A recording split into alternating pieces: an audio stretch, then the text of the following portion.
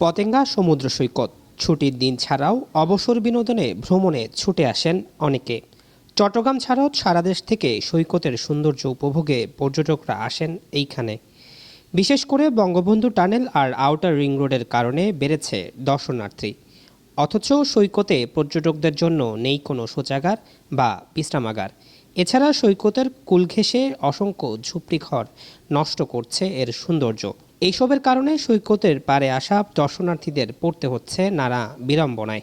সুশৃঙ্খল হলে আরেকটু সুন্দর লাগতো, সুন্দর দোকানপাটগুলো যদি সুন্দরভাবে সুশৃঙ্খলভাবে তোমার সাজিয়ে ইয়ে করতো তাহলে আরেকটু সুন্দর হইতো।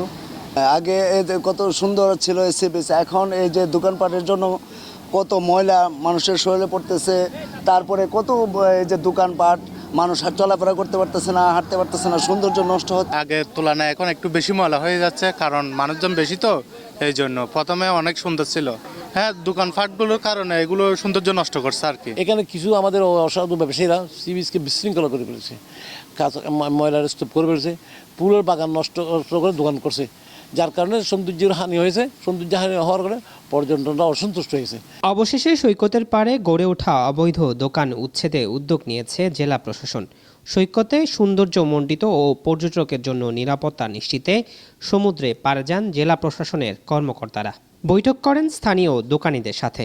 এই সময়ে ৩২টি দোকান উচ্ছেদ করে পুনর্বাসনের ঘোষণা দেন তারা। সি সাইড থেকে কান্ট্রি সাইডে নিয়ে আসবে, এইখানে নতুন করে কাউকে দোকান দেওয়া বা উচ্ছেদ করা এরকম কোনো বিষয় সিদ্ধান্ত বিসর্জন কমিটি নেয়নি। তো আমরা এই মুহূর্তে কাউকে উচ্ছেদে বা অন্য কোনো কার্যক্রমে যাচ্ছি না। আমরা এখানে যারা বিশৃঙ্খলভাবে রয়েছে তাদেরকে আমরা একটি শৃঙ্খলার মধ্যে এনে সুন্দর একটি বীজ আমরা পর্যটকদের সামনে উপহার দিতে চাই। সেই লক্ষ্যে আমরা কাজ করছি। এখানে যে দোকানগুলো রয়েছে তাদের নির্ধারিত যে জায়গা সেটা আমরা আজকে চিহ্নিত করে দিচ্ছি। খুব শীঘ্রই সেগুলোর কাজ শুরু হবে। একটু সৌন্দর্য বর্ধনের জন্য জেলা প্রশাসকে এটা হাতে নিয়েছে, যার কারণে আমাদেরকে ওই সাইড নিয়ে যাবে, এখানে সৌন্দর্য বর্ধনের কিছু কাজ করবে।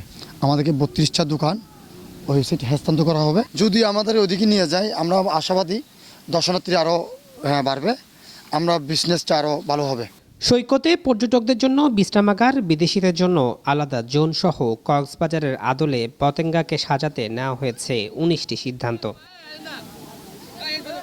জুলকার নাইন, দৈনিক আজাদী।